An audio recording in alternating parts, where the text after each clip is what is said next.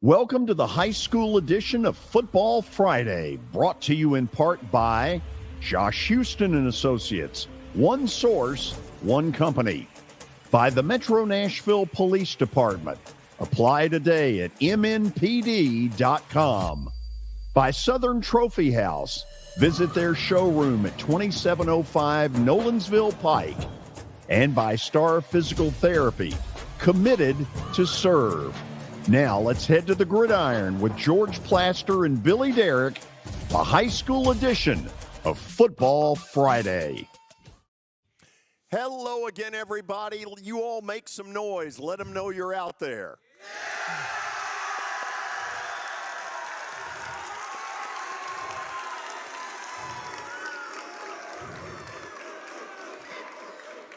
This is the first of 15 visits to high school campuses. This is the beautiful new James Lawson High School. It used to be Hillwood.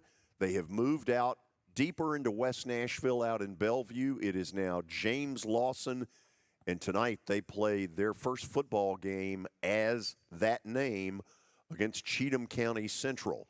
To get the show started, let's hear the James Lawson Band.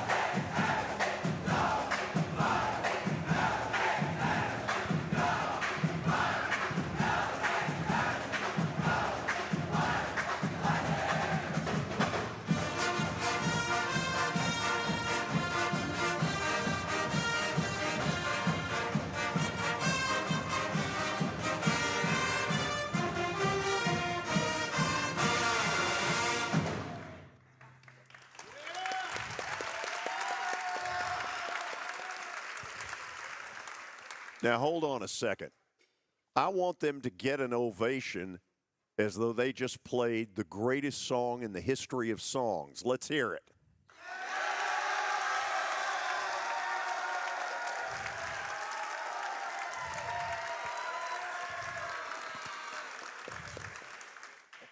Okay, great start to all of this. The high school football season has begun, or at least it will in about 5 hours. Your coach, Coach Dennis Lilly, is with us. You can give him a hand. That's Brian. Oh, good Lord. That's my uncle. We're good. Brian Lilly. Nice start, huh? Brian, how you doing? I'm doing well, sir. How about yourself? So obviously this is a special night here. Sir. And when you took this over, it was out at Hillwood. Talk to me about the change in environment, the change in facilities, just what you think this is doing for your football team, for this community. Yes, sir. So I think thinking back whenever it was around December and we were going through the interview process and we were walking literally right here in this exact spot and we were looking out into the theater. Little did we know that we'd be here, give or take 8 months later, looking out at 91 amazing young men on our football team, a great band, and phenomenal staff that have believed in us. I think it's huge. I think being able to build a facility and then us to be able to build a foundation of this program to match what it looks like on the outside, right? Because we know buildings are just that. They're just walls, they're just roofs. But what's going to be the people inside of that building, and what are their hearts going to be like, and how are the men that they're going to become whenever they grow up? And that's our job. And so it's been great. We have a phenomenal administration here at James Lawson High School, and being able to know that there were great things going on at Hillwood, and now what matches the school matches exactly what's going on inside of it. So did I hear this correctly? 91, and what I remember walking the track at Hillwood, I don't live far from there, you didn't have 91 back then. No, sir. I think when my first workout, we had 13 guys that came to workouts. And so looking out right now, 91 guys, 41 of them are freshmen. There's a lot that speaks to, 1, to the building, 2, to the administration, 3, to just the program itself. And so whatever the reason they came into our program, we're so thankful for them to be in here. And we couldn't ask for better guys to be able to have in here, better coaches. And we're building this thing. We're not there yet, but we're getting there, brick by brick, little by little. And I'm super excited for what's going to happen tonight. Billy, if we can, let's show people a look at the auditorium. This is about a 500-seat auditorium that is beautiful. Yeah, y'all get on TV, do a little dancing. Yeah. So, oh, nice. Very nice. So, a facility like this, it has to help. Absolutely. I mean, it's one of those things that now our facilities are second to none, right? We're the gold standard of Tennessee when it comes to facilities. Our school is better than any other school in the state of Tennessee, and I think that speaks volumes. And now what's happening is we're having to turn people down because we're getting full, and we have to be able to continue to allow the product that we're putting out to match what the building looks like I said. But I think the coolest thing about all of this is that being able to see the plans that came out many years ago and to finally be in here when just a week ago at this time, people would have been like, I don't know. And to see how great Messer Construction has done and to be able to get us to where we are today, it's been phenomenal, man. Our Coach's Corner, by the way, is brought to us by Josh Houston and Associates, and we certainly appreciate them getting involved. Okay, let's get to the football part. Tell me about the opponent tonight. Yeah, Cheatham County Central, coached by Gary Halstead. Very much a formidable opponent, really tough, play extremely hard. They have a lot of guys that play both ways, but these guys are really tough, and we're going to have to bring our A game tonight to be able to match the different personnels they have, to be able to match their blitzing. And I think that's one of the things that we've worked on all week is being able to continue to game plan and put the best product we can out on the field. And it's for these guys that are out here in the audience to make sure they do what they're supposed to do, right? Like you can lead a horse to water, but you can't make it drink. Like we can get them there, but they got to make the plays, and they got to believe in us. And that's what they've done so far to be able to present that to them. But Cheatham County Central will definitely give us a tough task in our first game in Lawson history. Brian, people know you came from a real winning background in Brentwood Academy. What do you think you've been able to do with that background to instill some belief, we can win here? Absolutely. So I worked for Coach Cody White for 8 years, and he was actually my high school head football coach back in Texas. Oh, wow. His first year as a head coach was my senior year of high school, and he's like a father figure to me. And he's just kind of been the biggest mentor that I've had. And his core values are what we've continued to preach to our guys: work hard, improve every day, be unselfish, be the best. Kurt Masters, the headmaster of Brentwood Academy, has been a great mentor to me along the way. Jason Matthews, David Norris, people of that nature. But bringing a sense of professionalism, that's what I told people. When I went to Brentwood Academy, I learned how to be a professional. I started when I was 23. I left when I was 33. And so just learning how to be a professional and learning how to win and learning how to do it. With us being able to win 4 state championships in a row, we got to see excellence modeled on a daily basis by Coach White and his leadership. And so being able to emulate that to the best of our ability and make it still to be my personality of how we want the program to be. It's been great to see, and we always will love Brentwood Academy, but we're Lawson true and true right now. Beware, in a moment, we're going to get some questions out of the audience.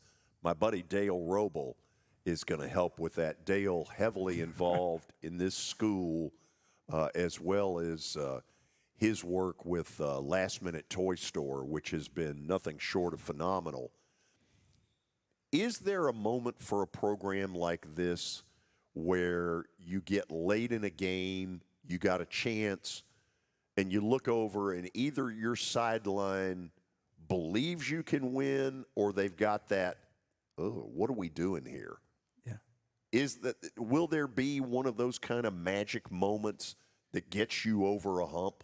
I think that, our off-season program was built for that, right? Like we did mat drills, and these guys know exactly what those are. Old school mat drills in the wrestling room. It's hot, and it was tough, and it got them to that limit and beyond it. A lot of guys might have wanted to quit at that point in time, but they continued to push. They continued to strive for excellence, and I think that's the thing that we'll dig deep is when we look back at the off-season program with Coach Braden Purton.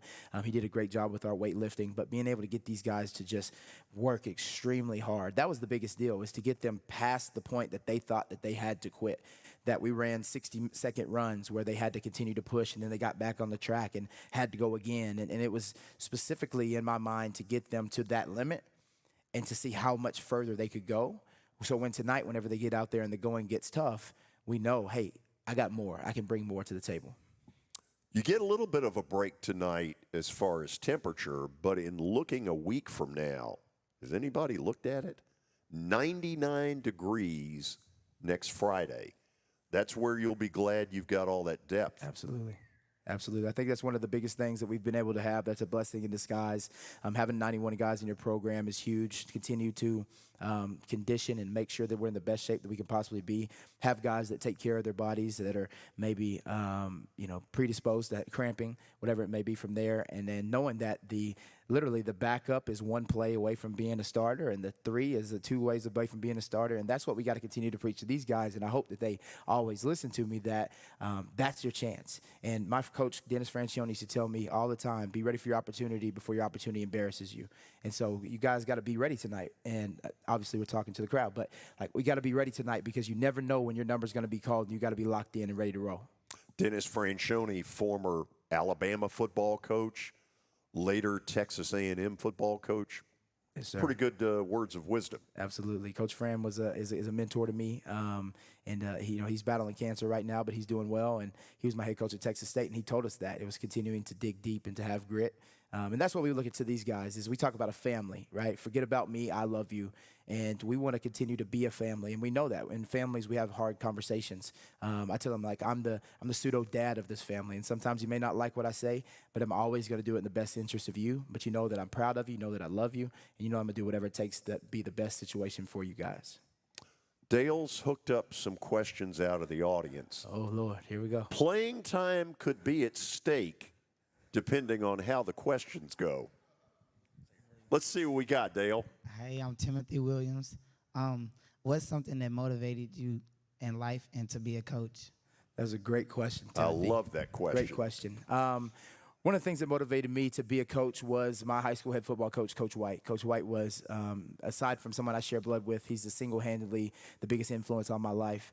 And I also think just all the coaches that I had in my life allowed for me to be where I am today, because without those guys, I wouldn't be the man that's up here today. And also my grandparents. My grandparents, they raised me, obviously, with my mom and dad is still in the picture as well, all great people. But every single one of them, mom, dad, grandma, grandpa, worked really hard, really, really hard, and they continue to model what work ethic truly is. My grandparents would go without so I could have, and I think that's the biggest deal. My grandmother passed away from breast cancer, but the last paycheck she ever had before she went to the hospital paid off my car payment, and the last car payment that I have. So, it's one of those things that people continue to see that, and they see you for what you are, and that's a testament to the people that believed in you along the way. But there's a lot of people that believed in me, and especially Coach White and my family. That's the reason why I wanted to be where I am, to influence these guys to be better men than they would have ever been had they not come into our program. You mentioned 2 great ones in Dennis Franchione and Coach White. Anybody else that would be at that level for you? Yeah, so Bob Brown, he was my first head football coach in Denison. He went to 3 state championships, and he always told us, Brian, whenever you get to the state, the team you play against, if you played against them before, they're going to be the hardest, the toughest opponent that you've went to. Terrell Dillon, he was the coach that recruited me to Texas State. He was my linebackers coach. David Norris, he was a guy I actually worked for. I never played for, but I worked for him, and he was more of a spiritual advisor that's kind of just showed me how to be a man, how to be a great father, a great husband. And so people like that when I went to BA, I was 23, and everybody else was at least 30 or older. And so it was one of those things that I thought that, man, all these people are old, which little do I know that wasn't old. But at the time, all these people were there, and it actually helped me out so much having mentorship, because there was a lot of wise people, Floyd Elliott, Bruce Lucier, people that had a lot of success in the state of Tennessee, helped me out to where I am today. My buddy Jason Matthews. Absolutely. Okay, good first question. Dale, what else we got? My name is Tavares Mosley. I just wanted to know, what's been your best memory since you came to Lawson? My best memory since I came to Lawson, I think the first day. And it was the first day that I walked into an auditorium. It's actually kind of one of those like full circle moments. I walk in, I get introduced as the head football coach that morning.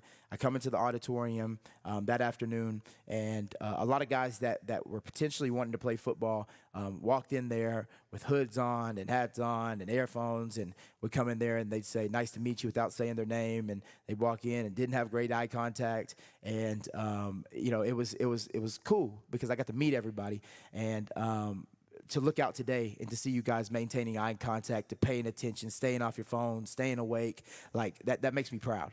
And I tell you guys all the time, like, I think becoming a dad has made me kind of a crybaby, but it's like, it's because I love you guys like y'all are my sons, and I'm proud of you to where you are. I'm gonna still stay on you, obviously, but I think that my most proud is seeing this right now. And then I think last night was phenomenal after the game, just getting excited with the first JV win. And whenever the first win comes, hopefully it comes tonight. If not, whenever it does come, whatever that will be, I think that's going to be up there as well. By the way, y'all like your helmet?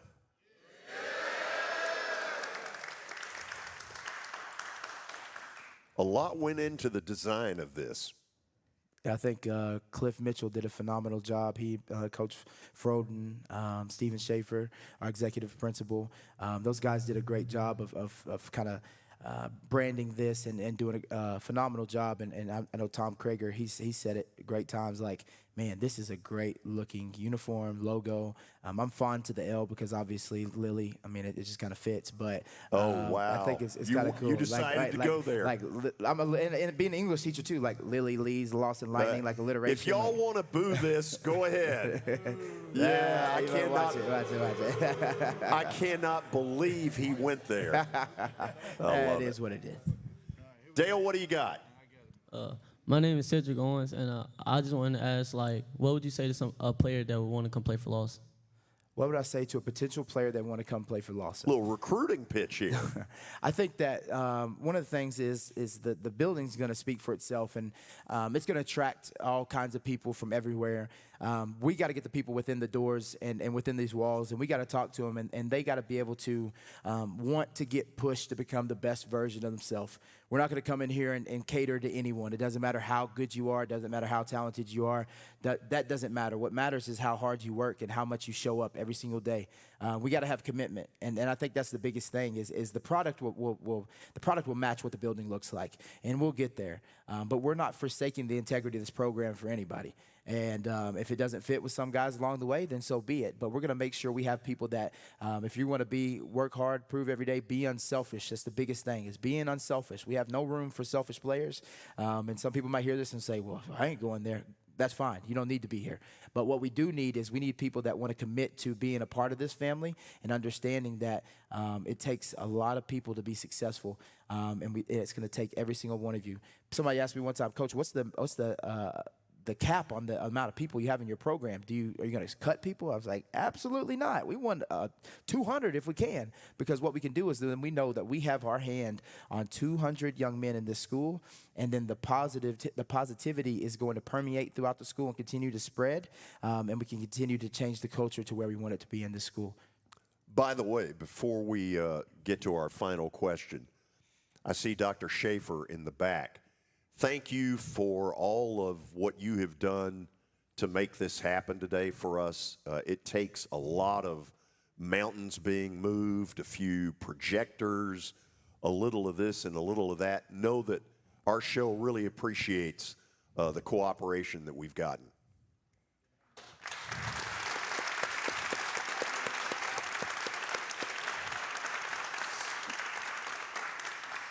Okay, I think we've got one more question. Dale, what do you got?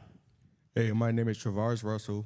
I just wanted to ask you, how do you think the personality and mood changed from coming from Hillwood? Because last year, it wasn't really that great. And I think it has got better. So how do you think it has got better since Well, I think that you guys would be a better determiner of that because you've continued to be in there. When I got to the school in February, what I knew is we just I think we just weren't committed as we needed to be. And as we continued to get over here, what we did was we just in the halls, and we started just recruiting our hallways. That's the number one thing when you become a head coach of a new school is to recruit the hallways. We got guys that were in the football club at lunch playing. We got guys that hadn't played in a while. We got guys that hadn't ever played football. And we just continued to get them to come out. And so I don't know necessarily if I'm the right person to ask of how it's totally changed because I haven't been there. But what I do know is this. I do know that we have our attendance rate is phenomenal, is outstanding in terms of the people coming to practice every day with only a few outliers. We worked on the guys of communicating with us if they ever did have an absence and knowing that we needed them here every single day. That's been a big thing for us. But I think Coach Moore and his staff, the previous staff at Hillwood, I think that they did a really good job. And I think sometimes success isn't necessarily predicated off of wins and losses. I think that there was a lot of gains in the program to get to where we were. And then it was my job to continue to keep pushing that and pushing that along the way. And so we have some holdovers from the previous staff, and Coach Moore and I talk frequently. And he's still here at the school, and he's a phenomenal man. And I think that the coolest thing is to see just what I've seen is not from when I wasn't there, from when I was there, and going from 13 to 91. I think speaks for itself. But just continuing to see the buy-in from the student body. The buy-in from the players in here, the buy-in from the teachers. We have academic advisors that check people's grades. We have coaches that continue to look at attendance. And I think that that's the biggest thing is just knowing that this is football, and obviously football is king in the South, but these guys are student athletes, and we're going to treat them as such. We're not going to come in here and we're not going to drop the ball in their academics because we want to get them to the next level, whatever that may be. If it's technical school, if it's college, if it's junior college, whatever it may be, we're going to get them to the next level and to achieve the dreams that they want for themselves. Thank you for doing this. I will be there tonight. I know you got a big crowd that you're expecting to help you all a little bit. Good luck. Yes, sir. Thank you for the hospitality. Hey, thank you, George. I appreciate it. Thank you guys for listening. Blessing. Let's go Lightning. Coach Brian Lilly joining us here on the show. We'll take our first break, and then we'll come back with more of Football Friday, the high school edition. Stay tuned. Convenience and value, two words that we expect when we do business. Our goal at JHA Company is to deliver just that, both to our school partners and to our customers. Whether you're purchasing photos, yearbooks, class jewelry, letter jackets, school spirit wear, or senior graduation products, we strive to make the experience easy, convenient, and cost-effective. Find out more at jhacompany.com or call 615-867-6345 for more information. JHA, one source, one company.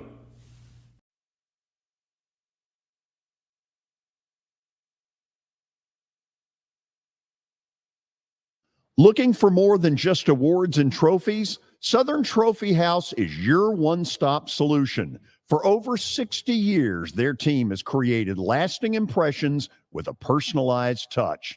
From embroidery to screen-printed apparel to corporate awards, signs, and name badges, they have everything you need to keep your brand shining bright. With their knowledgeable customer service team, you can relax as they create, produce, pack, and ship merchandise and awards on time and on budget. That includes etched crystal awards, custom-cut acrylic name badges, embroidered Richardson ball caps, banners, screen-printed T-shirts, laser-engraved Yelly cups, and knives. Recognize your hard-working team from Southern Trophy House, where they do their best to help you recognize your best. Located at 2705 Nolensville Pike in Nashville, give them a holler, 615-256-7295. Visit southerntrophy.com. Southern Trophy House, for all your personalization and recognition needs.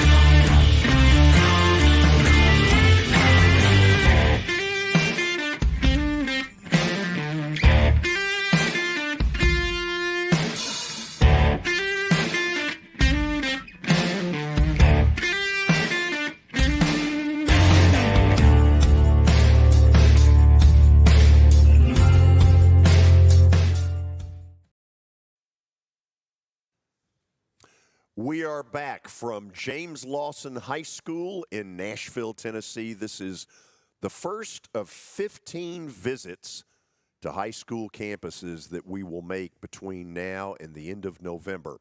This is Officer Garren Hoskins with the Metro Nashville Police Department. No applause? There we go. I like it. I like it. So what is it you want to try to get them to do? Well, I was going to say, I talked to your head coach right before I came up, and he said, get perfect. Get perfect. Let's go. You got a game today. What was the next one, Coach? Lighting ready.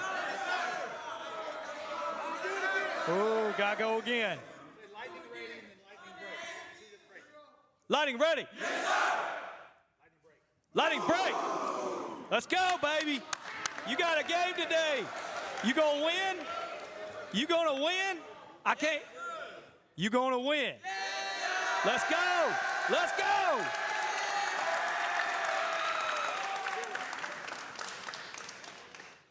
So you wonder, why is the Metro Nashville Police Department sponsoring this show?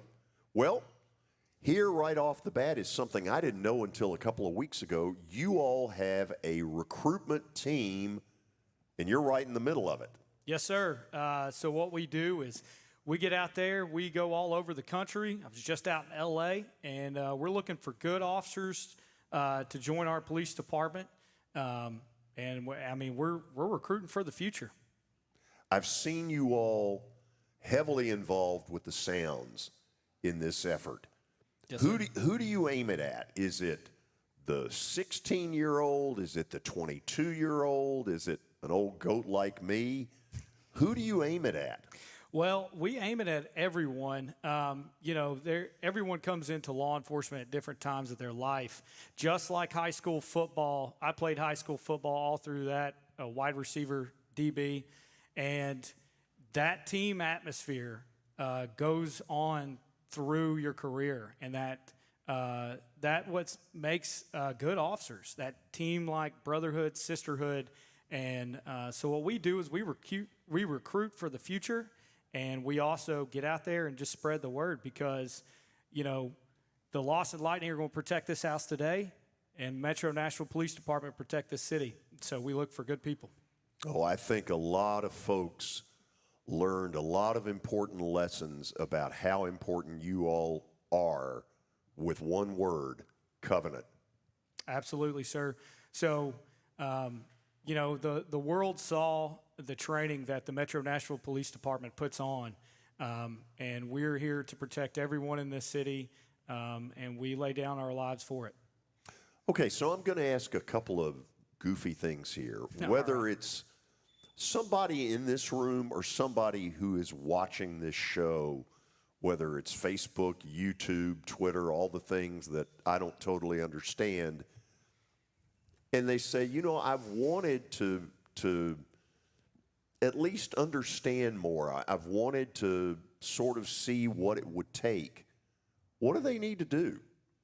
Well, it's as simple as going to our website at joinmnpd.com. Again, that's joinmnpd.com. At that point, they can click on a tab that says Recruitment Team. You can reach out to myself, Officer Garren Hoskins, or Officer Larry Williams, and we will get you started.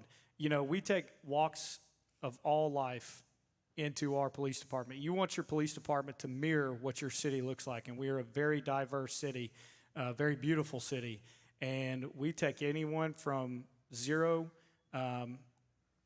experience to someone who has a lot of experience, and we train them right, and we train them to be Nashville Guardians. So it's as simple as go to the website to get it all started. Correct, sir. Very simple. I cannot thank you all enough. I go back to, March, April, when all of that went down, and I think our community fully understood at that time how lucky we are to have you all. Yes, sir. And we're here for every type of call that may come in. and doing this job is very important, and it takes a special person to do it. But if you want to join, it's as easy as giving us a phone call or shooting us an email, and we'll take it from there, and we'll train you to be the best. Officer Garren Hoskins joining us here on the show. Thank you. Thank you very much, sir. Okay.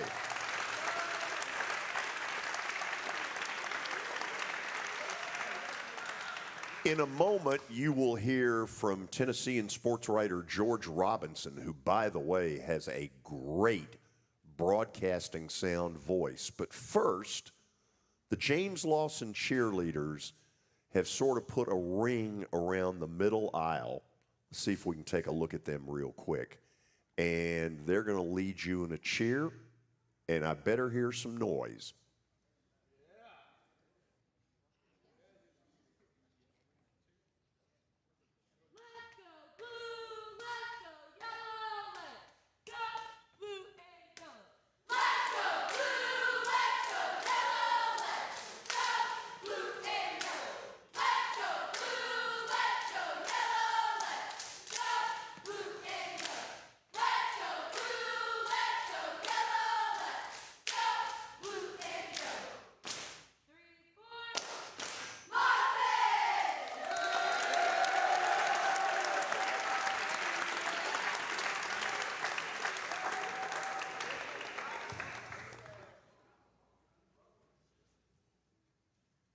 Okay. Does that mean y'all are done? No, that was good. That was good. Thank you.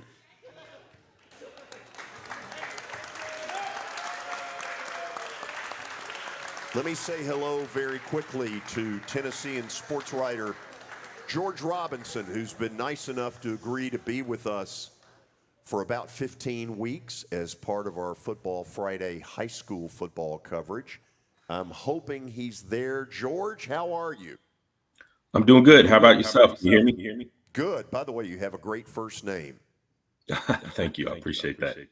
So Billy, Derek, and I are going to talk to you about some of the games of the weekend that do not involve James Lawson. I'll start with the first one, which is Pearl Cone at MBA.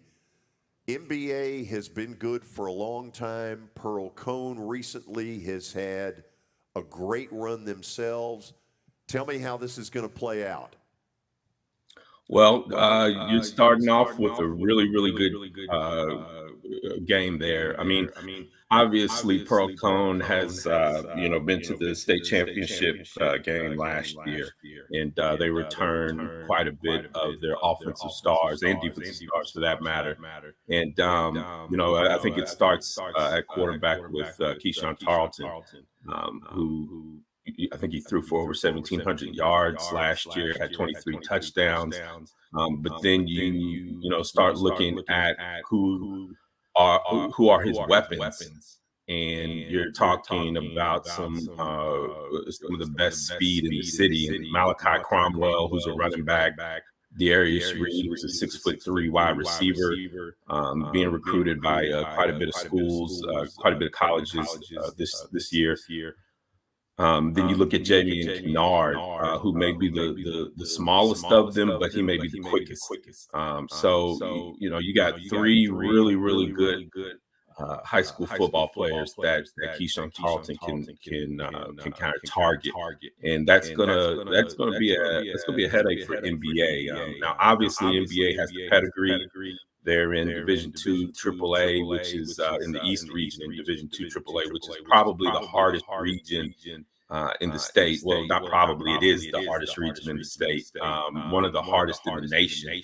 I think they're ranked 4th in the nation in terms of difficulty. But NBA has that pedigree. They've been to state championship games. I think they've been to 6 state championship games since 2015.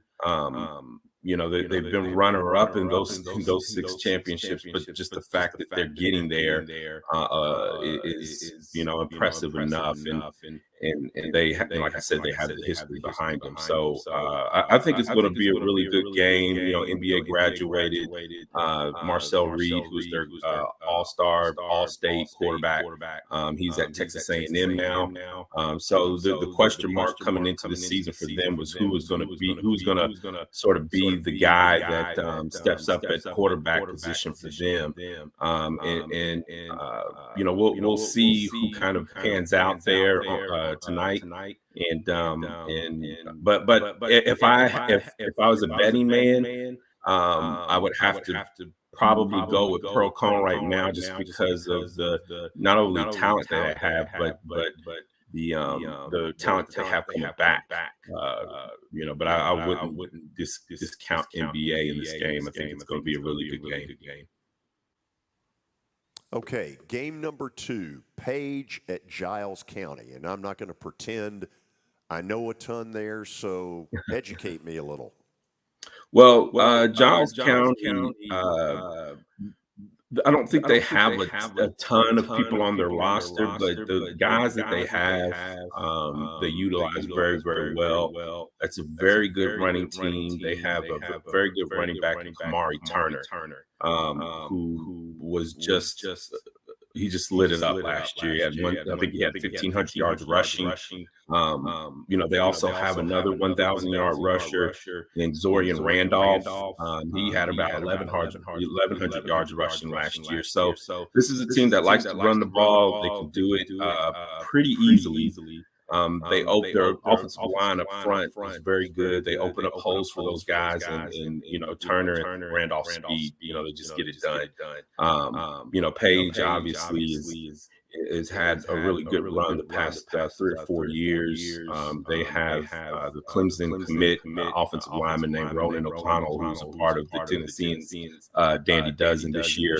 They also have a pair of linebackers that each had over 100 tackles this past year, and Brendan Ames and Eric Hazard. So I feel like this is kind of a matchup of strength against strength. You got Giles County's offense against Page's defense, and I think eventually that's what's going to end up sort of being the what this game is all about. I have Page winning that, but not by much. And so we'll see how that kind of turns out. Let's head over to Williamson County for the next game we've got here. Franklin and Centennial. Both teams obviously a strong tradition here. Both being in Williamson County, obviously a lot more competitive in that area now. But what's your read on Franklin and Centennial? Well, Centennial's coming in with their new coach, Jamal Stewart, who guided East Nashville to back-to-back state championship games the previous 2 years. But he moves up to I think 6A football, where he was previously playing in 3A football at East Nashville. But make no mistake, Jamal Stewart is a really, really good football coach, and he's brought a lot of fun, to Centennial and their practices. I know I've been out there a couple of times this year, talked to them when we had our Tennessean media day with some of the mid-state high school football teams. All of them raved about Coach Stewart and his staff and just sort of the fun that they brought back to that program. I think for Centennial it starts with Tanner Lee, their running back. He had over 1,200 yards, 13 touchdowns last year. Franklin has struggled. I think they're going to be better this year, but I still think Centennial gets the better of them tonight. Up next tomorrow night, probably the best game of the week. Well, maybe second to James Lawson, Chino County Central tonight, though. But CPA at Brentwood Academy. Two traditionally rich programs. Brentwood Academy, you know how good they've been. CPA, of course, a strong team. But what do you think about that one tomorrow night? Yeah, that's going to be a barn burner, I think. Brentwood Academy, like NBA, comes out of Division II, AAA East Region. They got the number, I guess, he's number 2 quarterback right now. Those high school football rankings, national high school football rankings change almost weekly. So for a long time, George McIntyre, their quarterback, was the #1 ranked quarterback in the country in his class. He's a junior. So I think he's ranked #2 right now. So, not much of a drop off. You're still talking about one of the best high school football quarterbacks in the country. He's being recruited by every, big time college, Power 5 school in the country. And, so it starts with him, and they got a couple of transfers, a kid from Oakland named T.T. Hill, and a Knoxville Catholic transfer, and his name is Shavar Young. So they have a lot of talent. And in fact, I think they probably have more talent offensively this year than they did last year, where they lost in the state quarterfinals on that wild kind of crazy play. They ended up being a yard short at the end. I think they're going to be, their offense is just going to be lights out. And CPA is going to have their work cut out for them. Of course, CPA is returning Andre Evans, who's a defensive back. He's an LSU commit. And John Wayne Oliver, who's their offensive lineman, he's an Ole Miss commit. I mean, there's going to be a lot of Power 5 college football athletes on this field on Saturday, and I think everybody's going to really enjoy. That's a great, it's kind of a great capper to the first week, week 1 of high school football. We got games Thursday. We got the majority of games tonight, and then we'll cap it off with CPA Brentwood Academy on Saturday. All right, last game on the slate here to preview, Nashville Christian and Davidson Academy. Nashville Christian has a junior quarterback, Jared Curtis, who was phenomenal last year and just sort of blew up a little bit. And then Davidson Academy, strong program over the years. So last one here, Nashville Christian and Davidson Academy. And Jared is another one of those. The Nashville area has had a sort of a boom of quarterback talent. And Jared Curtis fits right into there. He fits right into that with George McIntyre and Deuce McKnight that plays at Lipscomb Academy. Lipscomb Academy's got IMG Academy tonight. They host IMG Academy. That's a huge game as well. But Jared Curtis fits into that. He's been offered by Alabama. He's been offered by Georgia. He's been offered by Florida, Ohio State. I mean, just a run of big time college football schools and teams that want Jared Curtis's services. He threw for 2,200 yards I think last year, 27 touchdowns. They went to the state championship last year, and so the Davidson Academy, again, they're one of those teams that has their work cut out for them against Nashville Christian. I predicted Nashville Christian to win the state championship, but that doesn't mean that Davidson Academy can't go in there and win that game. Davidson Academy obviously has the big lineman, the Vanderbilt commit, and Glenn Seabrooks third. I think that's going to be a really good game as well. There's just a lot of really good week 1 games that I think people going out to these games are going to enjoy and kind of have fun with. George, really appreciate your taking the time to come on with us. Look forward to doing this each week. And thank you very much for putting up with us. Oh, absolutely. I really appreciate it. And anytime I get to speak to the legend, George Plaster, it's a treat for me. And, this podcast and seeing you guys at James Lawson. I've heard a whole lot about James Lawson High School. I haven't been over there. I saw the construction when they were building it. So I'm really looking forward to getting over there and seeing the new school and the facilities there. I heard it's really, really nice. And, that's going to be, it's going to be a lot of fun going over there and covering some high school football games. Absolutely. It's beautiful. The auditorium we're in is spectacular nice. George, thanks for doing this. Thank you, guys. George Robinson covers high school football for the Tennessean. This man on stage is Mark North. Mark is the athletic director for all of Metro Nashville's public schools. Thank you for coming out here. Well, thank you for coming out. Thank you for kicking off the season here at James Lawson for their historic inaugural ball game.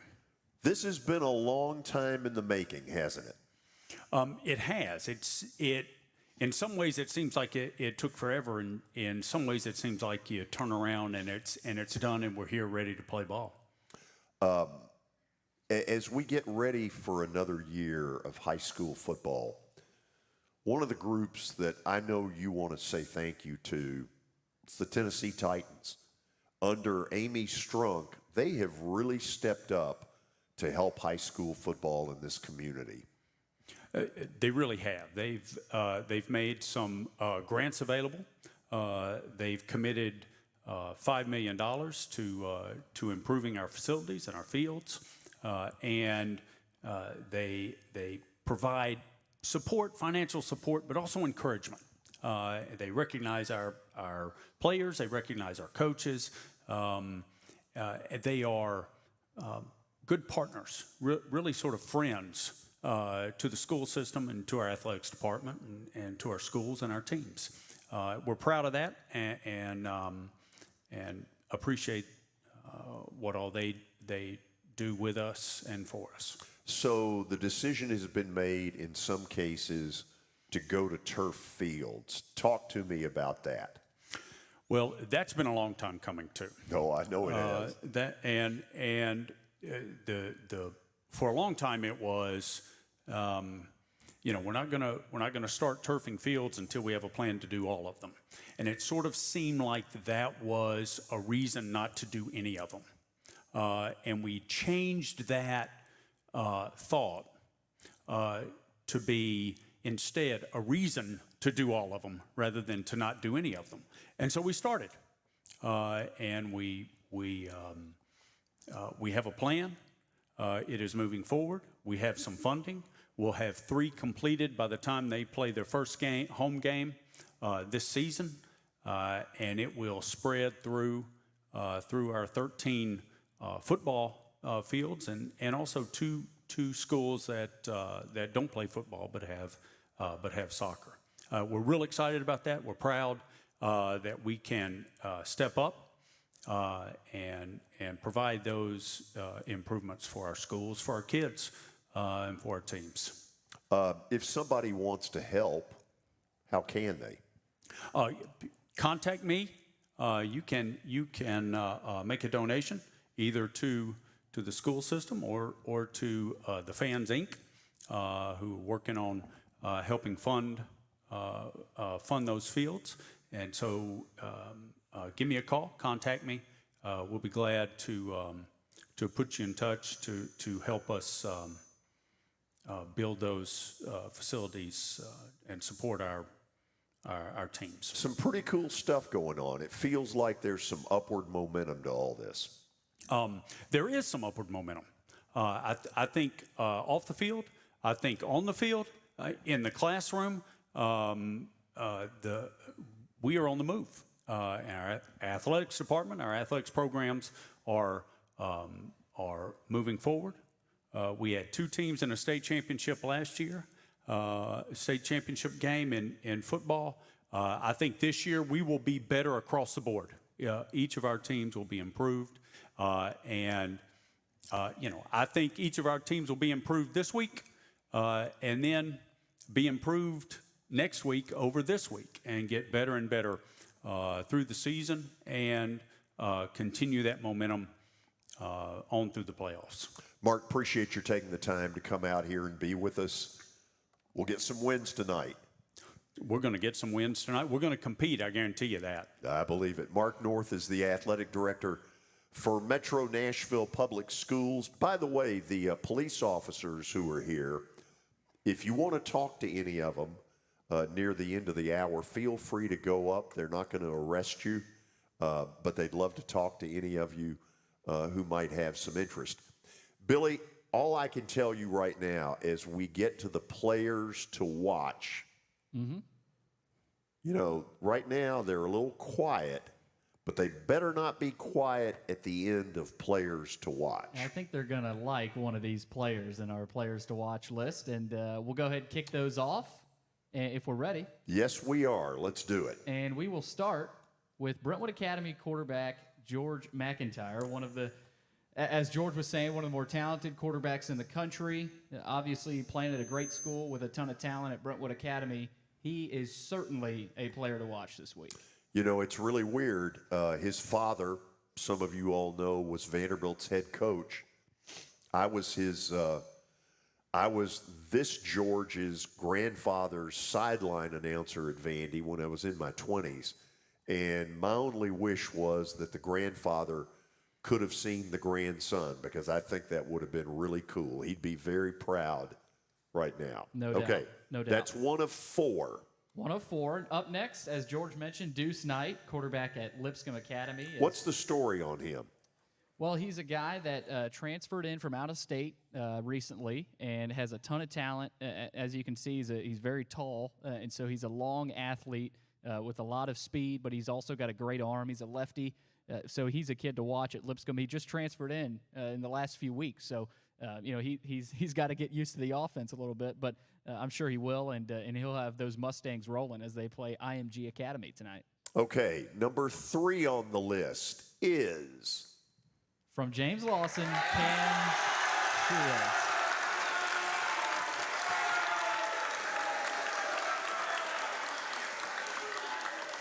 I think they like this guy. My God, they're awake. And I'm going to bring Dale Roble in. To be quite frank, I don't know about Mr. Shields. Dale, can you tell us a little bit about Cam? Well, Coach Lilly's back here. Maybe he should tell you more, but I'd say Cam Shields, he plays a little bit of everything they didn't play so far. I mean, he does everything from punting to returning to receiver, running back, quarterback. That's kind of what I know. He does tend to like to hit a little bit. Coach Lilly, you got anything else to add to that?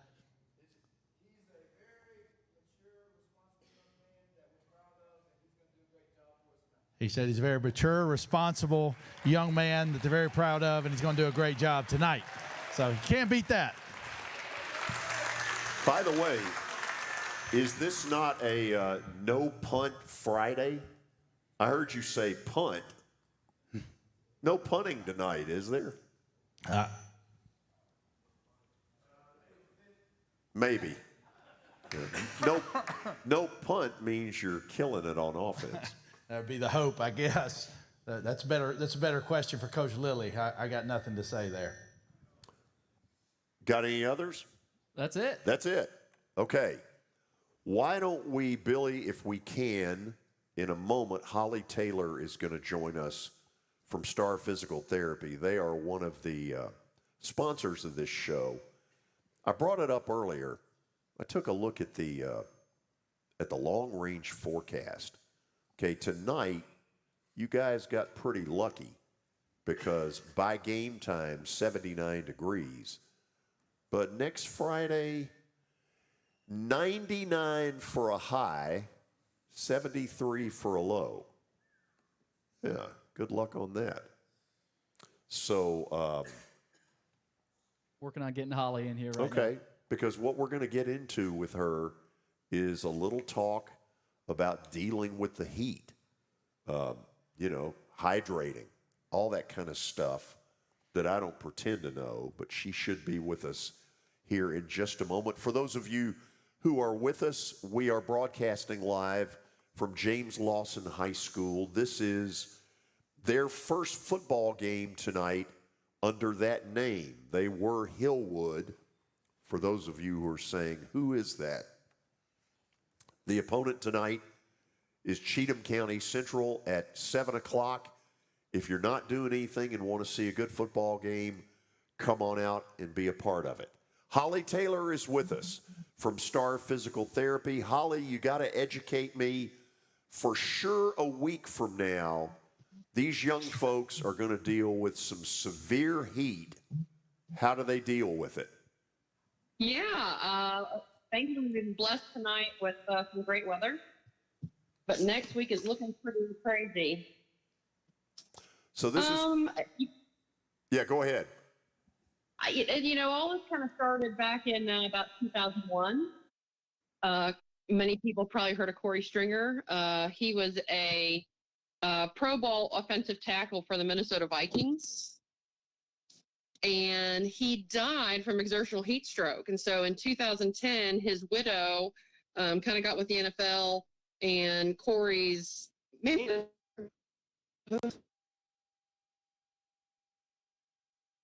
Having some issues with Holly.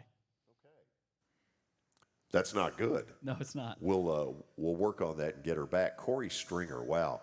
You know, when she brought that up to me a few days ago, I was like, how long ago has that been?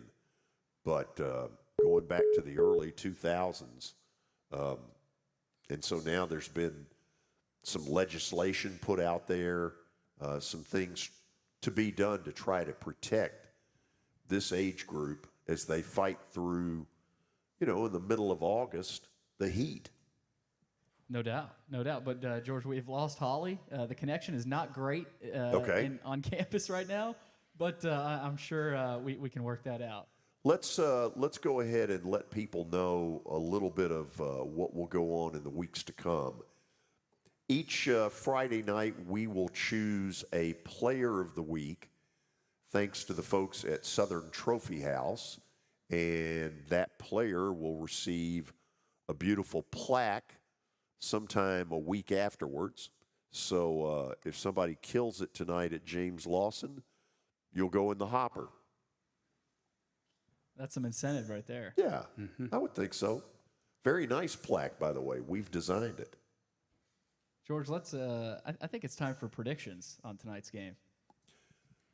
I don't think we get out of here alive without saying that James Lawson wins. What do you guys think of that? Nah. That is so weak.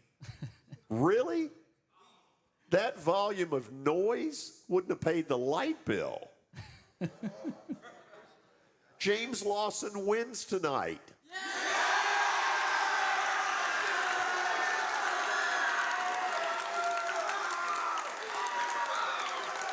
That's a lot better right there. Now, here's what they will really celebrate. Dr. Schaefer's in the back, and he probably ought to move because it'll be like a stampede. Y'all were nice enough to sit in here for an hour and be a part of this. You are now dismissed. That'll do it. They seemed thrilled at that. Okay, we will go to our top of the hour break, and then when we come back, we'll get into what we normally do on the show. So stick around. From James Lawson, this is Football Friday on the George Plaster Show. Star Physical Therapy was established in 1997 with one great mission: to serve. If you're hurting, don't wait to receive physical therapy. You don't need a referral to see their physical therapist, and early morning and evening appointments are available. Make the call to 615-673-1420 and get rid of that pain. Star Physical Therapy, the official health provider of Football Friday. Convenience and value, two words that we expect when we do business. Our goal at JHA Company is to deliver just that, both to our school partners and to our customers. Whether you're purchasing photos, yearbooks, class jewelry, letter jackets, school spirit wear, or senior graduation products, we strive to make the experience easy, convenient, and cost-effective. Find out more at jhacompany.com or call 615-867-6345 for more information. JHA, one source, one company. Looking for more than just awards and trophies? Southern Trophy House is your one-stop solution. For over 60 years, their team has created lasting impressions with a personalized touch.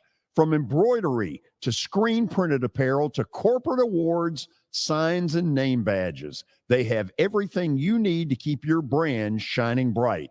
With their knowledgeable customer service team, you can relax as they create, produce, pack, and ship merchandise and awards on time and on budget. That includes etched crystal awards, custom-cut acrylic, name badges, embroidered Richardson ball caps, banners, screen printed t-shirts, laser engraved Yelly cups, and knives.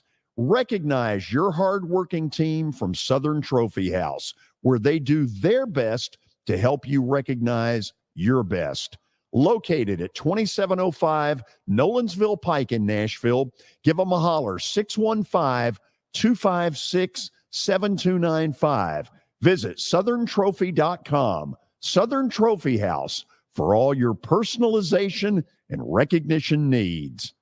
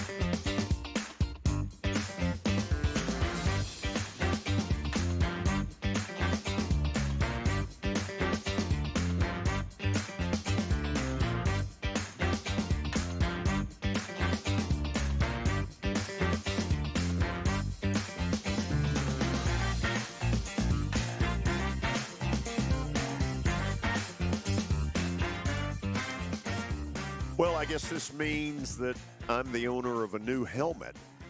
Yeah. Okay, so we begin our regularly scheduled programming already in progress. We start out, and basically we're going to do this on Fridays, where we take the 2 to 3 o'clock hour and go high school exclusively, and then go back to what we would normally do.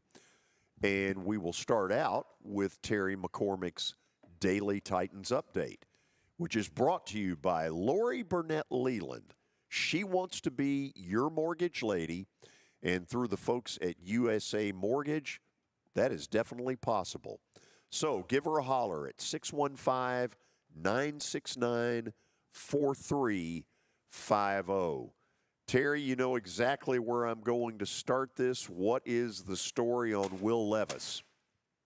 George, he left practice a little bit early yesterday, and when he did, that left his status for Saturday's game in question because he was supposed to go through the 2-minute drill, and I think it was Paul Kaharski that reported the only thing the Titans would say, or our source would say, was that it's a lower body injury, breaking out the hockey term there, George.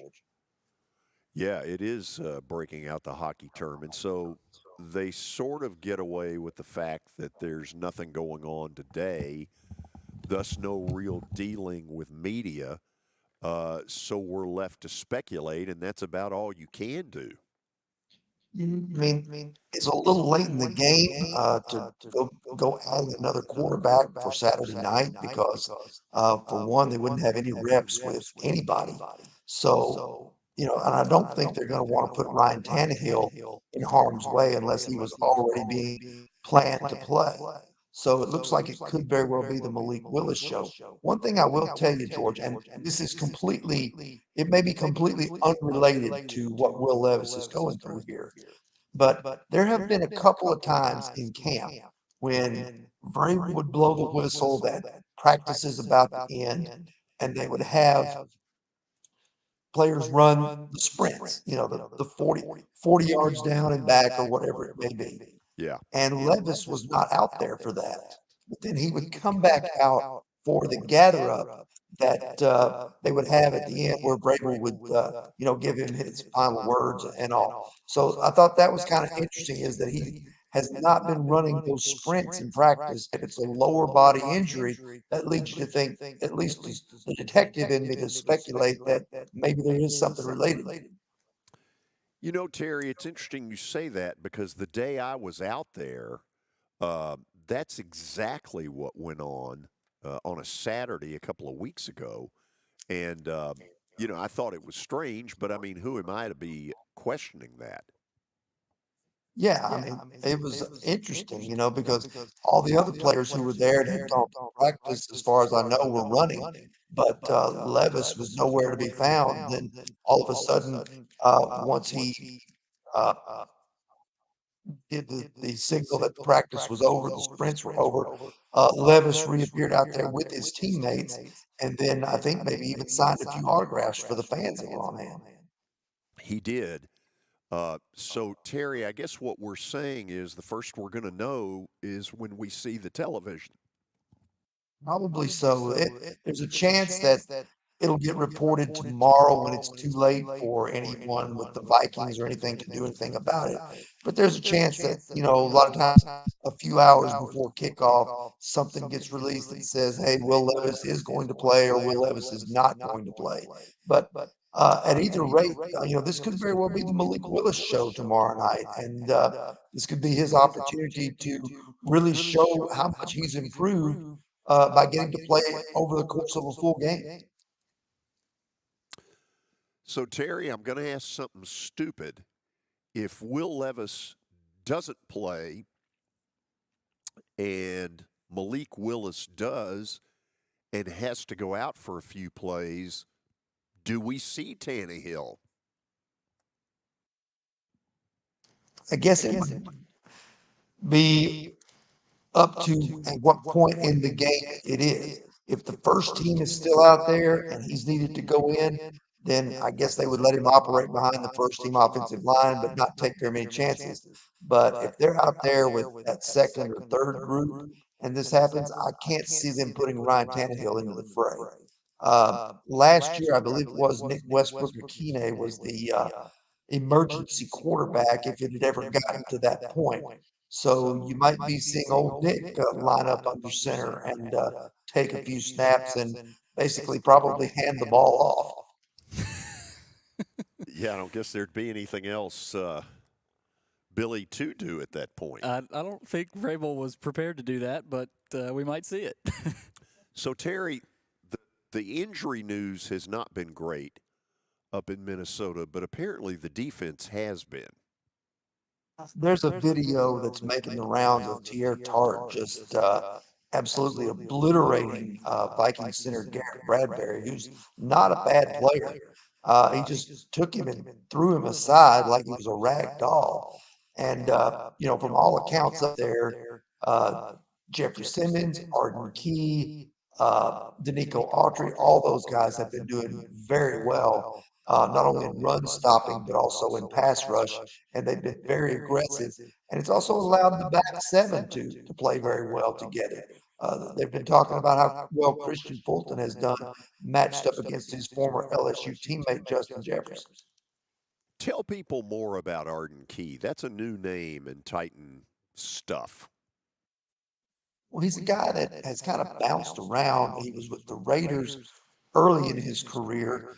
They cut him for some reason. He was picked up by the 49ers, which is where Rand Carthen got to know him, and signed a one-year deal there, then went to Jacksonville, played there last year. He's, for the most part, been a third down situational pass rusher. But the Titans are going to give him the chance to be an every down outside linebacker. And thus far, I think they really like what they've seen out of this guy. Okay, anything else you want people to know before we call it a week? Well, George, it's going to be interesting to see. I think with all the work that was gotten in the 2 days of practice, I think you'll see a lot of backups and a lot of guys that are fighting for roster spots take the field Saturday night in Minneapolis when the Titans and Vikings square off. I think you'll probably not see very many guys who are key starters see any action, I wouldn't think. And then next week, they return home. They'll have 2 days of practice with the Patriots before they do it again on Friday night. Okay, Terry, have a good weekend. I'm not even making any Yankee jokes. They're so bad, George. So bad. Like I said, if George were alive, he would fire his son. Ooh. I sort of brought that up with Danny yesterday. Does this organization maybe, God forbid, need a little George Steinbrenner? They do. Because George, for all his faults, he would not accept losing. And I feel like this organization has started to accept losing, that making the playoffs is good enough in most circumstances. And you can't operate that way. You have to operate with the idea that you want to win championships, win pennants, win World Series. Anything short of that is not good. I mean, not to rag on your Braves, but you went through that a lot with the Braves, where a lot of times in the 90s and early 2000s, they were the best team in the National League, and they really didn't have a whole lot to show for it at the end of the day. No, it was 96. Willie and I were sitting behind home plate when Leyritz hit the homer, and when he hit it, I knew that the team of the 90s was not necessarily going to get what they needed to show it. Yeah. Have a good weekend. All right, you too, George. Terry McCormick reporting live with our Daily Titans Update, brought to you by Lori Burnett Leland. She wants to be your mortgage lady. Simply dial her up at 615-969-4350 through the folks at USA Mortgage. It can happen. Certainly it can happen, George. And we start the second hour here with Terry's update, but also today's update. And I just want to throw this out there. This is the last weekend without college football. So all the excitement, all the anticipation for the college football season is almost over.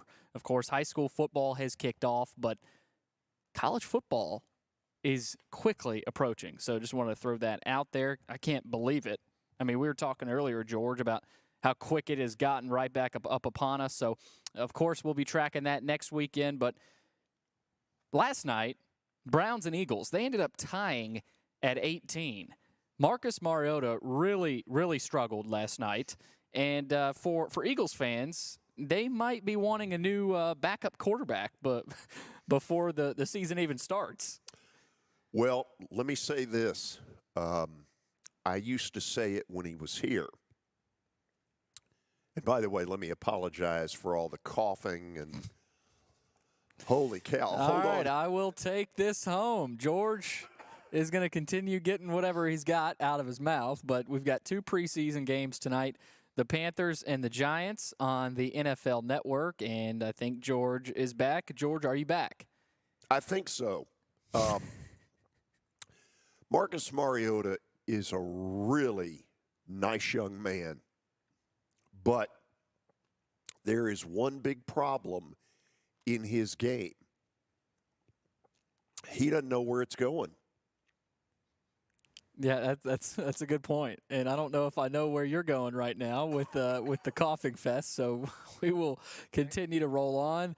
Two NFL preseason games tonight: Panthers at the Giants. That'll be on NFL Network, and then the Bengals are in Atlanta to play the Falcons. So two NFL preseason games tonight.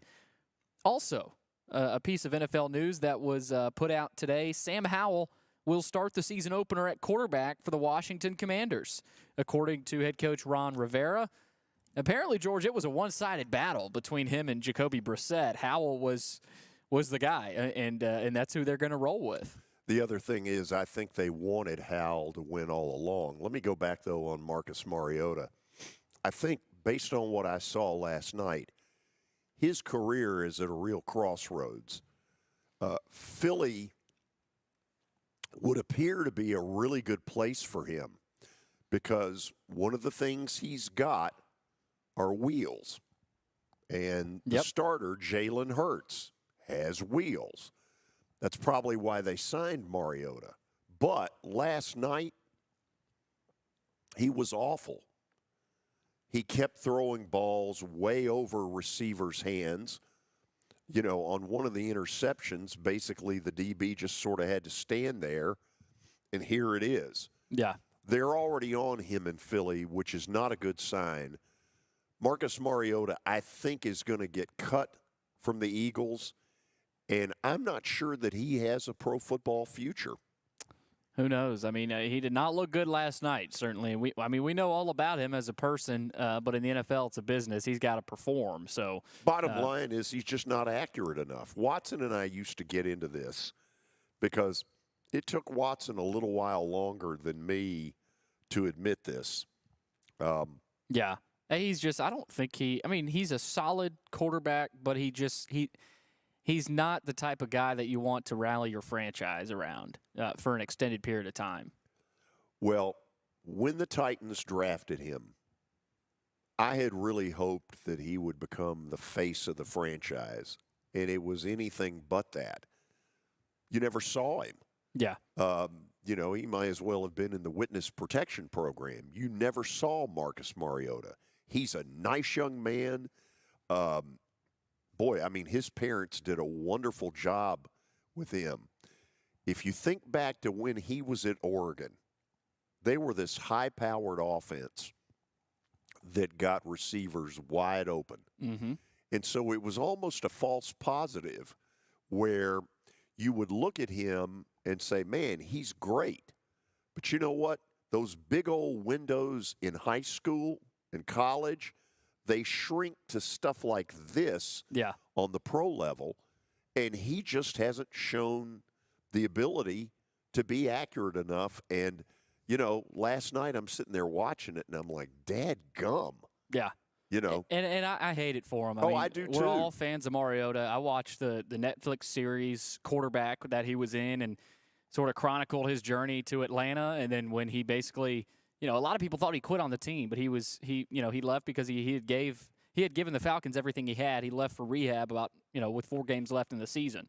So for Marcus Mariota, it's not looking good up in Philly, but good news for Eagles fans. Their quarterback is Jalen Hurts. So. Well, let me go back on that. I think either the Falcons and or Mariota needed to be a lot more transparent at that time. They needed to say, you know, if he didn't walk out on his team, somebody needed to say that. Right. Because that was the impression everybody was left with. Yeah, there was no communication from their public relations department about here's what went on. It's almost like they wanted it to seem like Marcus quit on the team, which I didn't think was fair. No, I didn't either. But at the same time, Marcus Mariota is still the backup there, but there's the third string that the Eagles fans want to start, a guy that the Eagles drafted. The kid from Stanford. Yeah, so, I mean, Marcus could be cut. I think that I think there's a real possibility of that, Billy, and I think even worse, in that city, when those fans get down on you. They will eat you alive. Ooh. They will absolutely eat you alive. George, last thing here, Nashville SC and Inter Miami tomorrow night, 8 o'clock start to that one. Leagues Cup final at Geodis Park. Apple TV Plus is how you can watch it. Huge opportunity for Nashville SC, and we talked about it, I think it was yesterday, maybe 2 days ago, how big of a sports story this is in Nashville, and I'm going to try to go to it, and so I'm excited. But beautiful. You know, for Nashville fans, I mean, I'm sure there's people that are going and they don't even know anything about soccer. That's sort of the draw of Messi, but also being in the final in a championship, chance to win it all. So, forget about Messi. This is an opportunity for Nashville SC. I think even more than that, Billy, and I've said this a couple of times. I've been to probably 8 or 10 of their games over the last 2 years, and they've got a good product. They've sold 23,000 seats. Season tickets, which I think caught a lot of us, me included, by surprise. John Ingram and that staff have done a tremendous job. What I think is going to happen out of this Messi appearance here, not messy as in, you know what I'm saying, I think it's going to take Nashville SC to a totally different level. Yeah. And I think what you're going to have is more of a, how am I trying to say this? Draw a circle around a 3 to 4 hour radius of here.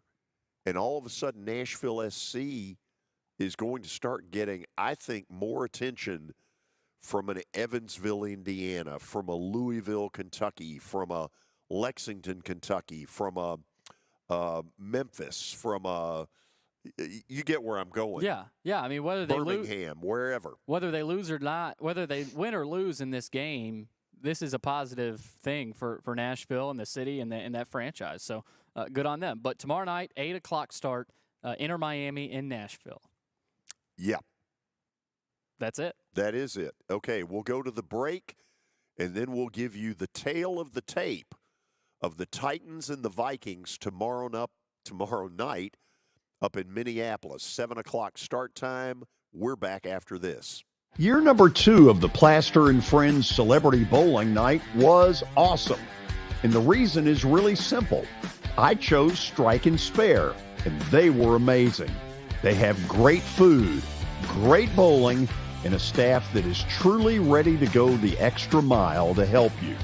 They have 5 family fun centers in the area to choose from, and for more info, go to strikeandspare.com or call them at 615-824-5685. How am I going to get to work? My car's totaled. Skylar, our team is making a call right now. We'll get you a rental car. Don't worry. That's a relief. Call us 24/7. We're here. We're going to help. You can't see the sights without the sounds. From the crack of the bat to the roar of the crowd and everything in between, discover what Hit City has to offer. Spend your nights cheering on the Nashville Sounds at First Horizon Park with giveaways, fireworks shows, theme weekends, and more. Single game tickets are on sale now. Visit NashvilleSounds.com to claim your seat today. The George Plaster Show is Nashville's best sports talk, 2 to 4 p.m. Monday through Friday on Twitter, Facebook, and YouTube. There's a podcast version available on Spotify and Apple Podcast.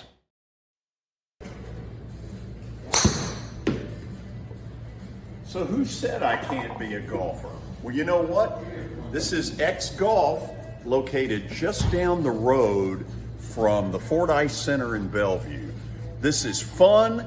It'll improve your golf game, and you need to stop in and check it out. 8138 Sawyer Brown Road, and who knows, I may get to 200 before it's all over.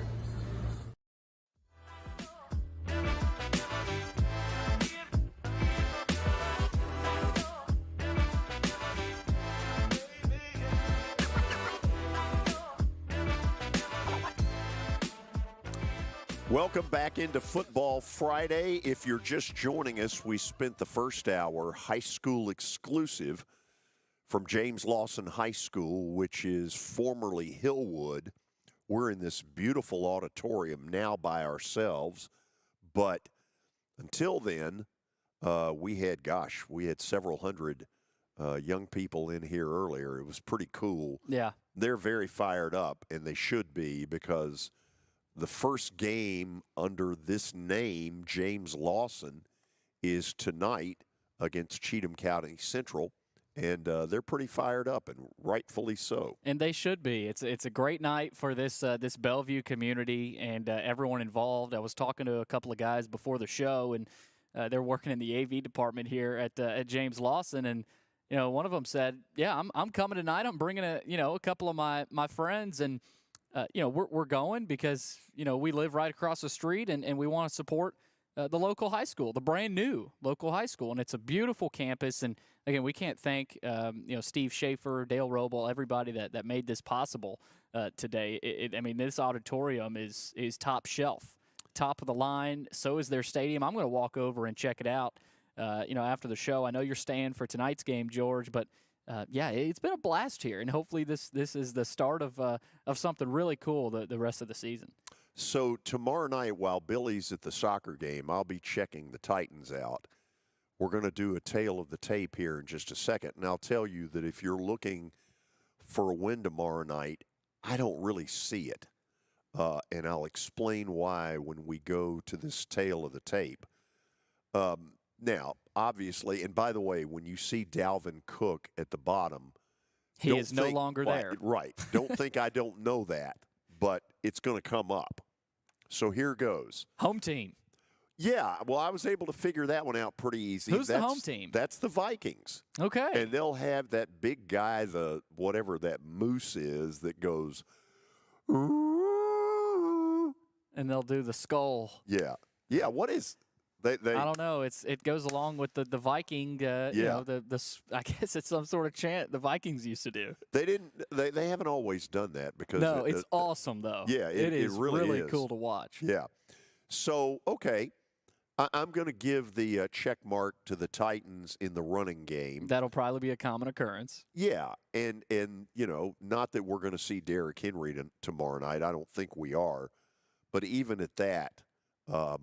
You know, I think you go check mark to the Titans. Yep. Now, in the throwing game, I go Minnesota. I don't know what their plans are. I would assume if Kirk Cousins were to play, it won't be for long. Although I was shocked, I got to be honest, I was shocked to see that Buffalo is starting Allen tomorrow in Pittsburgh. I was surprised. I was surprised to see that too. Yeah.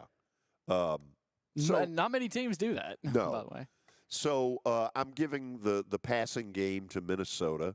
I don't think we're going to see Justin Jefferson. No. You know we're not going to see Treylon Burks. Probably not going to see Hopkins. And so if you leave the two teams, you know, 3, 4, 5, 6, 7 receivers, I say the Vikings are better in that department. I would agree.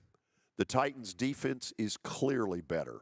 The Vikings, a year ago, when they won all those close games to get to the playoffs, that was what won for them. They won all the close games. Their defense, not very good. Yeah.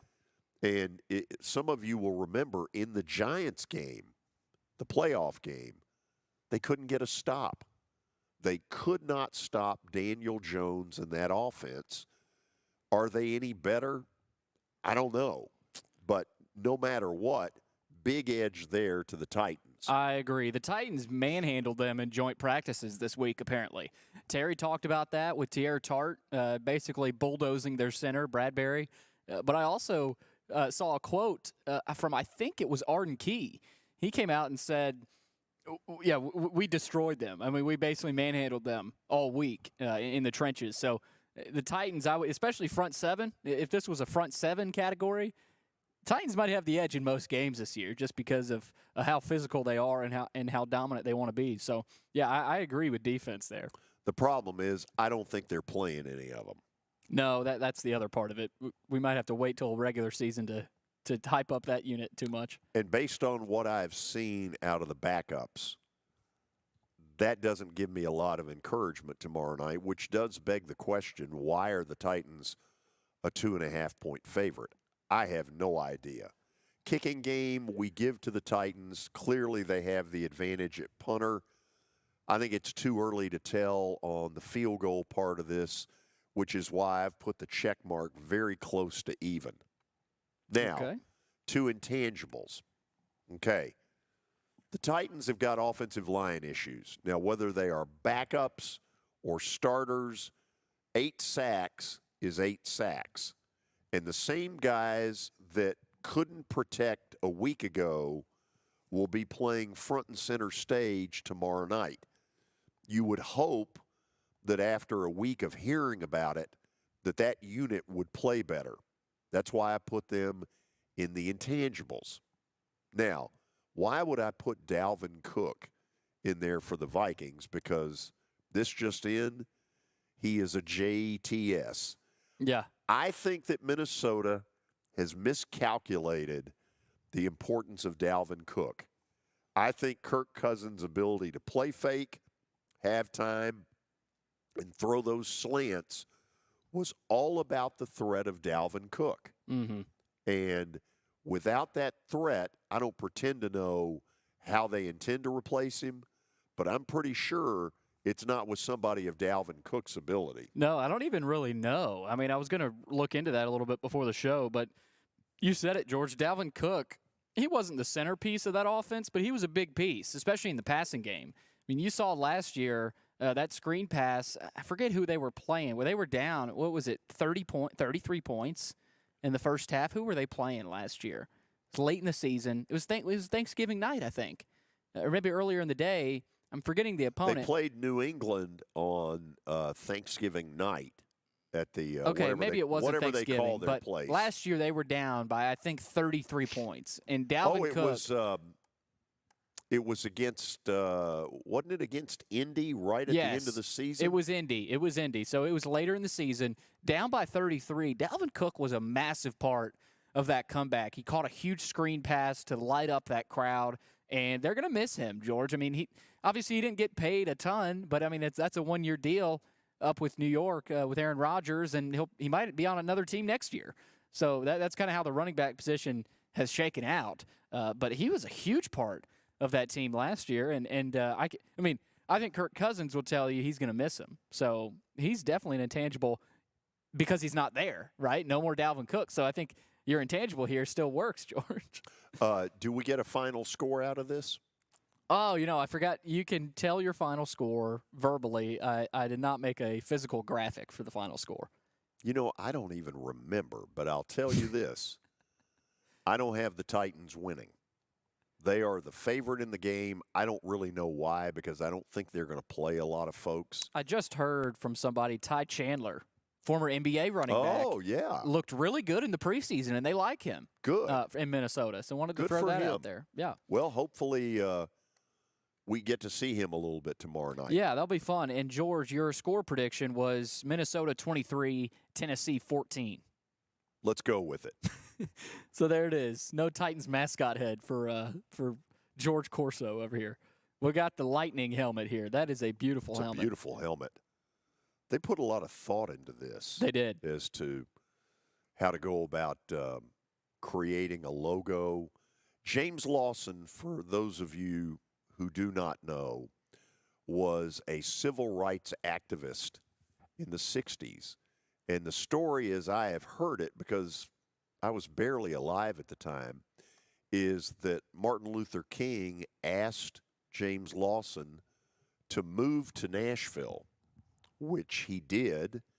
And I really don't know a lot of the story from there, but I probably need to learn. Well, they've got a really nice-looking long quote out here, out on the wall here, and I would guess it's from James Lawson.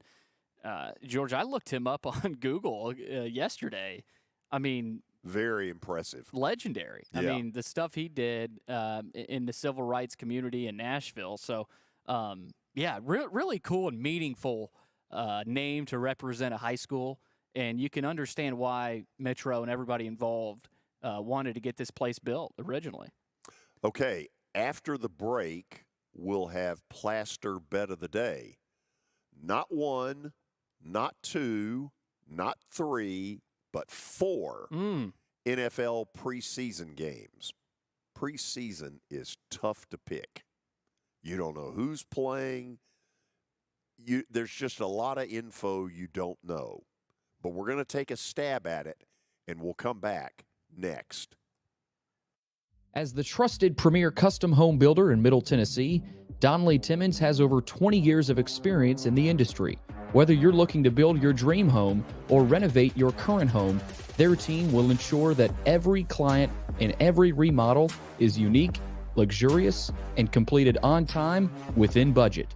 Founders Dustin Timmons and Joey Donnelly have over 25 years of construction experience in the Nashville area. Together, they have completed projects in Forest Hills, Oak Hill, Green Hills, Franklin, and Brentwood.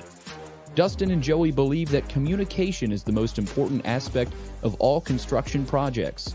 Therefore, they personally manage each project themselves and are involved in job site activities on a daily basis. Their commitment to quality and integrity has earned them an outstanding reputation among their clients. Contact them to set an appointment for a free consultation or to view some of their completed projects. Give them a call at 615-456-7983 or log on to DonleyTimmons.com. For over 35 years, Wilson Bank & Trust has been committed to providing customized banking solutions to help individuals, families, and businesses in Tennessee achieve their goals. As your full-service community bank, we are proud to offer loans with competitive rates, local decision-making, and fast, friendly service from our experienced lenders. No matter where you are on your financial journey, Wilson Bank & Trust is ready to help you take the next step. Visit your nearest Wilson Bank & Trust office or online at wilsonbank.com to get started today. Member FDIC, Equal Housing Lender. Family owned and operated for more than 2 decades, Alaco Fine Wood Floors is Nashville and Middle Tennessee's choice for premium quality hardwood floors. Since 1995, Jimmy Alaco and his army of employees have embodied the approach of taking pride in one's craft and providing superior customer service, growing from a one-man shop to a team of 23 professionals who share the founder's passion for quality craftsmanship and customer satisfaction. If you are interested in contacting them, you can find their headquarters at 2505 Winford Avenue in Berry Hill, or give them a call at 615-356-0303. Again, that's 615-356-0303, or log on to alacofinewoodfloors.com. Alaco Fine Wood Floors, serving Middle Tennessee's hardwood flooring needs since 1995. At Baird, we have a different slant on global financial advice. That global capabilities mean nothing without personal attention. We have investor relationships in 35 countries and market expertise in over 40 industry verticals, all to help make the most important investment connections of all, yours. Global financial advice with a client-first approach. It's the shape of things to come. Discover the Baird difference at BairdDifference.com.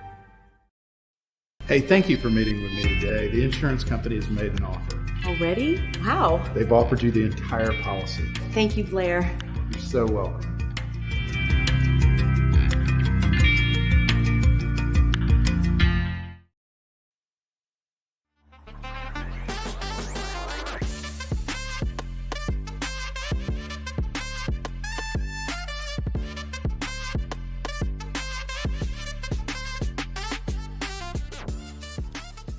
Final segment on a Friday. Man, it feels good to say that. Final weekend without college football. It also feels good to say that as we broadcast live from the brand spanking new James Lawson High School. Beautiful, beautiful campus out here in Bellevue. So we will wish them good luck tonight as they face off with Cheatham County Central High School. A lot of other action across the mid-state in the high school football game. But we close out today's show with Plaster's Bet of the Day, brought to you by Bart Durham Injury Law. Give them a call, 615-242-9000, or log on to bartdurham.com. All right, George, let's see what you got tonight, or let's hear what you've got tonight. No visual assistance in terms of graphics right now, but no, we took the gas. We took the gas last night. Yeah, well, I mean, an 18-18 tie. That's good Lord. That's awful. And those two teams deserved each other. You talk about a big snooze fest. Fell asleep pretty quick. Okay, so I'm going with 4 preseason games. Okay. JETS is home against Tampa. They're laying 3.5, and I think this is the Jets really wanting to look good. Aaron Rodgers in the Meadowlands. And let's be honest, does anybody think Tampa Bay is going to be any good this year? No. Right on cue. Good answer. No, it's funny, George. You know how they added the extra seats when Tom Brady got there? They don't need them. They've taken them out. Well, I saw a picture yesterday on Twitter. They have taken those extra seats out in one of the end zones where there's some room. Right? You know how the Titans have a lot of room? They could add extra seats if they wanted to. Tampa did that, and they have wiped out those extra seats. So it's kind of symbolic about the care factor right now with the Bucs. Well, here's the deal. They kind of sold their soul for that 3-year period. For a Super Bowl. And they won a Super Bowl. Yeah. And I think they would make that trade anytime. Yes. But now their quarterback battle is down to Baker Mayfield and the former Florida Gator, Kyle Trask. Doozy. Yeah. I think JETS wins tomorrow night. I think they try to put a big foot forward in the Big Apple and try to say, you know what, we're for real. They won a week ago. Am I right that they won in Carolina? You might be. I'm not sure. Whatever the case, they're going to win tomorrow night and they're going to cover against Tampa. Item number 2 involves Jordan Love. Green Bay goes home this week. And I think it's really important for Green Bay to get Jordan Love not only some work, but for him to look good, for him to get that home crowd behind him. Because let's face it, if things really start out poorly for Jordan Love, that's going to be a miserable existence. Yeah. Green Bay's going to do everything they can to help him.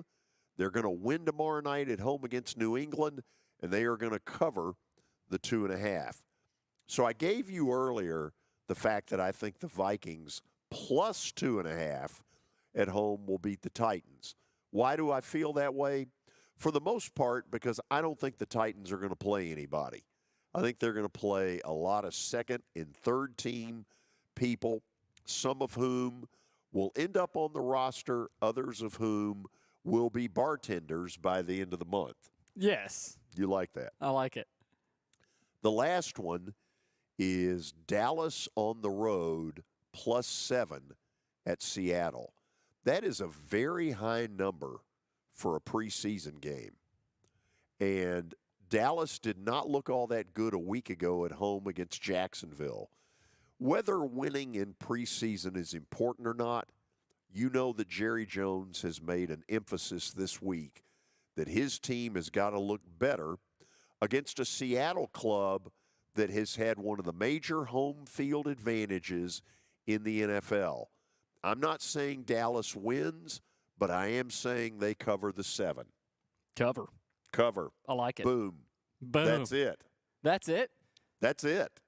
Man, George, I wish we were already talking about college football, but I'm sure we will do plenty of that next week. We will. Hawaii will be in town. Yep. A week from tomorrow night to play Vandy. Don't forget that UTEP Jacksonville State game. The first game on American soil. Yeah. Where'd you find that?